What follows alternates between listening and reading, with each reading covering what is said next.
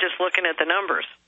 So if they succeed with this technological extermination grid that the White House science czar talks about, if all the population manipulation and reduction we've seen was just testing, what is the end game? I mean, if they are able to carry this out, how do you see it unfolding? Well, frankly, I don't think they're going to be able to carry it out.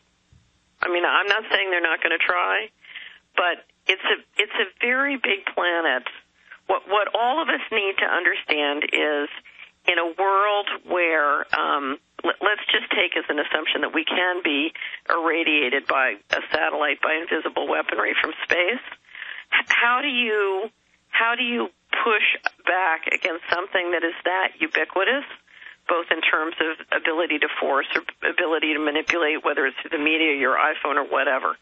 How do you do it? And if you look back through history, what you will see is where, John Adams said the revolution was not the war, the revolution was in the hearts and the minds of the people. And Alex, we're talking about a point of view and a way of being which is unbelievably black.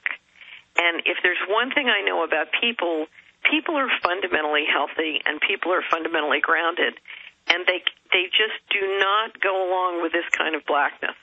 Now, it can do incredible harm on the way, but you're talking about ultimately a government that doesn't have what I call the Chinese call the mandate of heaven. It's something that's based on a culture which is too perverted, too unhealthy, and too lacking in the kind of open transparency and it sits in its own bell jar. So you're saying there's going to be a revolution even within the control system and the elite not having the stomach to carry all this out. The problem is, and correct me if I'm wrong, if that's not what you mean by that, or this revolution in the mind, and I agree with you, that's happening, as members of the mid-level establishment really figure out, my God, this really is a giant extermination system, then we see them racing to go to full robotic aircraft, full robotic tanks, full remote control systems where you have robotic factories that manufacture and that engage in the upkeep of the systems, and then it's all deployed. Basically, a Terminator Skynet system is what they're building, but it's controlled by humans. Right, but you cannot run a large operation or enterprise, let alone a world government, on force. It has to have some kind of moral authority. It has to have some kind of vision and values that inspire its members to be loyal. Force is not enough. And so that's why they stage terror attacks and the elite play the part of the victim. It depends on which one, because remember that the elites are fighting. What you've got is you've got a situation where because the elite is a pretty big group, but many of these people are prisoners of a system. In other words, they're part of what I call the central banking warfare model. And that model, Alex, the important thing to understand about that model is to date it's worked.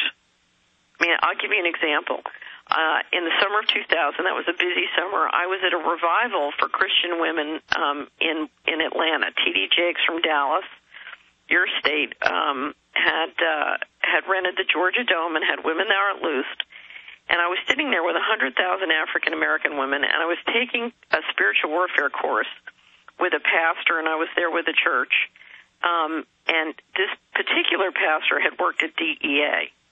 And T.D. Jakes brought George W. Bush in by monitor, and the whole crowd jumped up cheering for George W. Bush, including this pastor.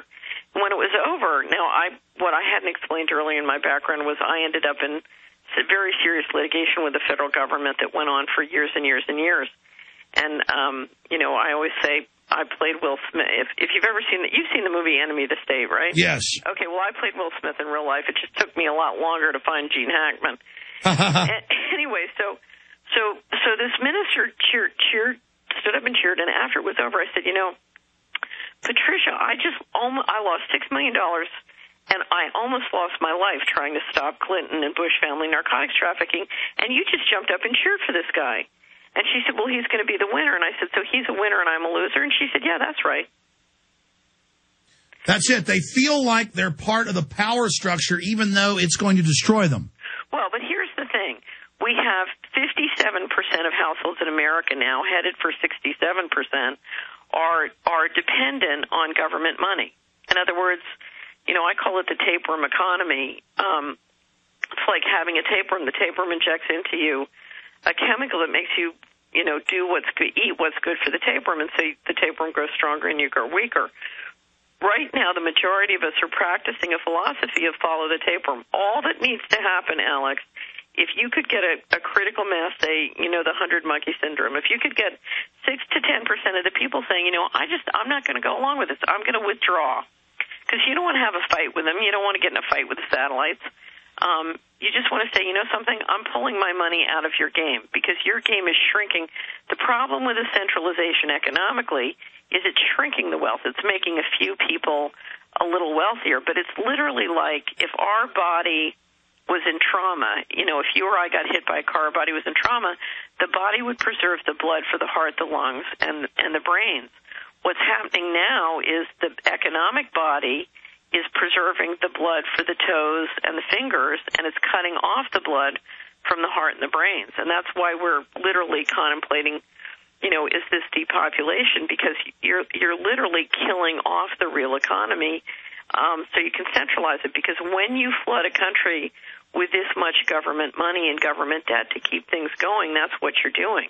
You're basically shrinking the pie of wealth in a way that centralizes. But people are going along, and the minute we decide, something, this is really unhealthy, this can't go in any place that's good for us, our children, our grandchildren, and we start to shift in this does not have to be picking a fight, it's just withdrawing. So if we turn off our TVs, so we withdraw our time, if we withdraw our money from the big financial institutions and the big banks and start what I call demonetizing, if you come into any county in America, Alex, you will find, literally one person has got their savings in bank CDs that are in a large New York bank. Another one has their IRA in stock of that same large New York bank, and their best friend is borrowing money from that New York bank on their credit card for 23%. So the first two women are making 3 to 4% if they're lucky, and their friend is borrowing that money back for 23%. Well, why do they need a big New York bank to be in the middle of them? Exactly. They should be loaning to each other and keeping it all local. Right.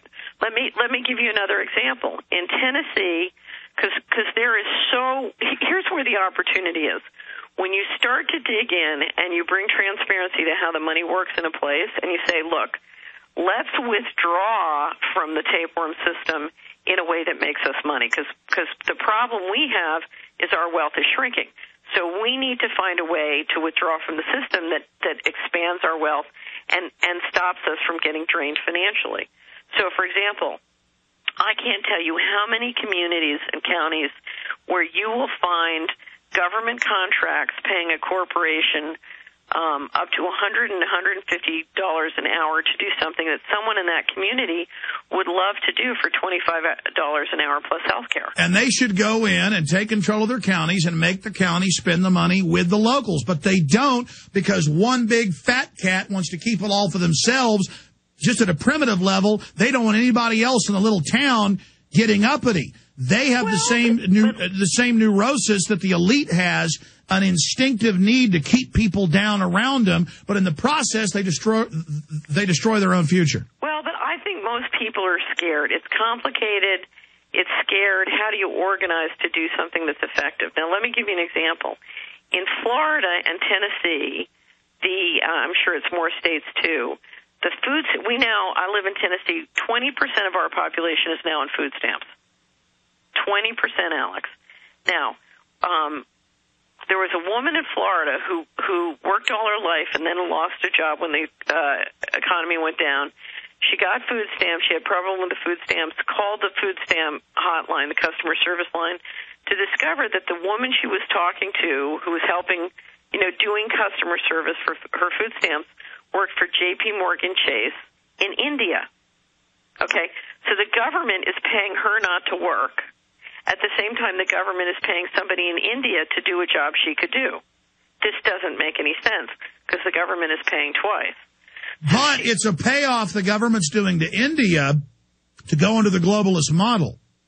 Well, here's the thing. If I run a government contract through a stock that's trading at 20 times earnings, so let's say my stock is trading at 20 times earnings. I give a government contract for $100 million. They make $10 million in profit on that government contract. Their stock goes up $200 million. That gives them the capital gains they need to donate to elections. If you look at campaign donations, the majority of that money comes from capital gains on either real estate or stock.